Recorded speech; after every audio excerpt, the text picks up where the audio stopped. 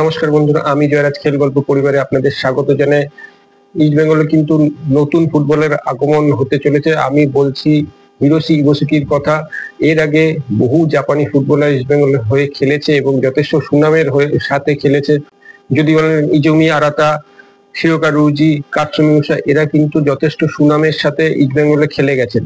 তো east Bengal management এখন Hiroshi ইবোসুকির উপর ভরসা রাখছে।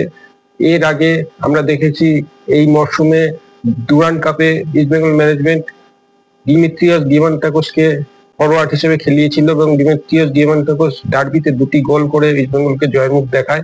কিন্তু পরবর্তী ম্যাচে ডায়মন্ড হারবারের কাছে ইস্ট বেঙ্গল হেরে বসে এবং ডিমিত্রিয়াস ডিমান্টাকোসের পারফরমেন্স কিন্তু ততই তিনি আগের মরশুমের মতো সেই ম্যাচেও প্রচুর গোলের সুযোগ নষ্ট করে, যার ফলে ইস্ট বেঙ্গল ম্যানেজমেন্ট আর তার উপর ভরসা রাখতে পারেনি এবং দুই পক্ষের মধ্যে সমঝোতার মাধ্যমে ডিমিত্রিয়াস ডিমান্টাকোসকে ছেড়ে দেওয়া হয়। এখন তিনি বর্তমানে অ্যাপোলো এফসিতে খেলছেন, সাইপ্রাসের ক্লাব।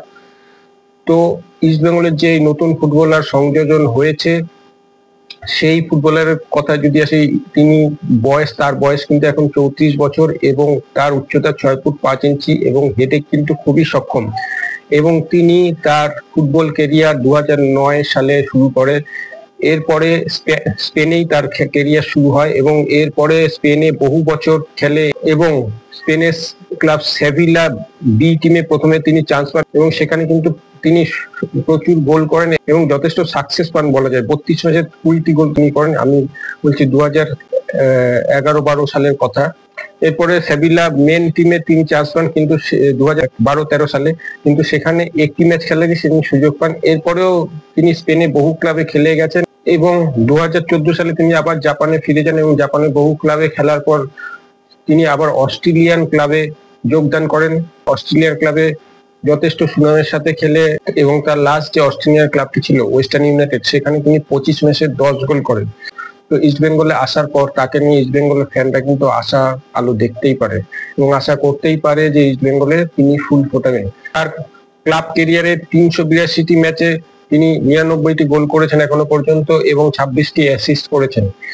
তো আশা করা যায় যে ইস্ট বেঙ্গলের হয়ে তিনি 100তম গোলটি করবেন ক্লাব কেরিয়ারে। বন্ধুরা, তোমাদের কি মনে হয় এই নবাগত ফুটবলার হিরোশি ইবোসুকি ইস্ট বেঙ্গলে সফল হবে, নাকি সেও ডিমিত্রিয়াস ডিমান্টাকোসের মতোই আবার আমাদের হতাশার কারণ হবে? অবশ্যই আমাকে কমেন্টে জানাও। তো আজ এখানেই শেষ করছি। দেখা হচ্ছে পরের ভিডিও। আপনারা ভালো থাকবেন, সুস্থ থাকবেন এবং সঙ্গে থাকবেন। আমার এই ভিডিওটিকে অবশ্যই শেয়ার করবেন। টাটা।